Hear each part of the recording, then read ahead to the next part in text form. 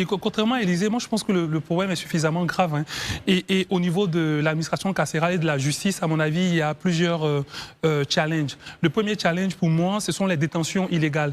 Un rapport de la Commission nationale des droits de l'homme de 2024 nous rappelait que les personnes qui sont en détention au-delà du délai légal sont estimées à 3696, si ma mémoire est bonne.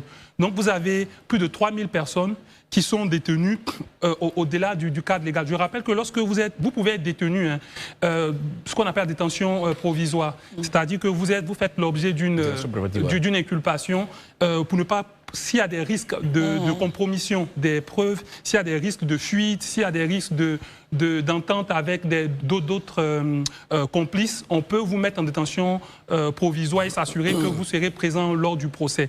Mais cette détention-là est limitée dans le temps. Quand c'est un délit, c'est 6 mois. Quand c'est un crime, c'est 8 mois. Ça peut être renouvelé jusqu'à arriver à 2 ans. Mais on va se retrouver avec plus de 3000 personnes qui sont dans des situations où elles n'ont pas été jugées, elles ont dépassé le cadre légal, elles sont en prison et même lorsqu'il y a des grâces présidentielles, on ne peut pas les libérer parce qu'elles ne font pas l'objet d'une condamnation qui est définitive. Donc c'est un énorme problème avoir plus de 3000 personnes dans cette situation-là. Ça alourdit le nombre de personnes en prison alors que ces personnes-là jouissent de la présomption d'innocence. Elles sont présumées innocentes tant qu'elles n'ont pas été déclarées coupables par un juge. Pour moi, c'est un gros problème procédural et ça viole les libertés des prévenus et il faut s'y attaquer. Deuxièmement, il y a la question de la liberté conditionnelle qu'on accorde difficilement en Côte d'Ivoire. Quand vous regardez la procédure, selon le code de procédure pénale, vous avez l'intervention du ministre, de la prison, du procureur. Il y a une variété d'interventions qui font que, finalement, la liberté conditionnelle est extrêmement difficile à mettre en œuvre en Côte d'Ivoire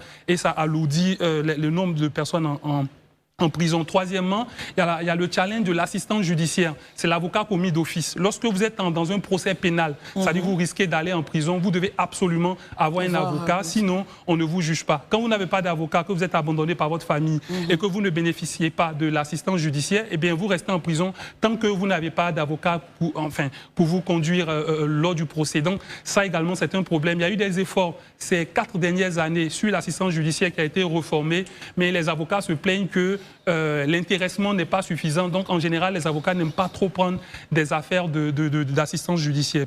Quatrièmement, il y a la longueur des procès. On va essayer de raccourcir un peu. C'est vrai parce que domaine, en fait. Oui, c'est vrai, parce que les autres... Mais les autres devraient intervenir. Je finis sur ce point. Il y a la longueur des procès. Les procédures sont extrêmement longues. Il y a le nombre insuffisant de magistrats. Il y a la question de récidive qu'il faut pouvoir traiter en Côte d'Ivoire. Et puis, il y a la construction de nouvelles prisons.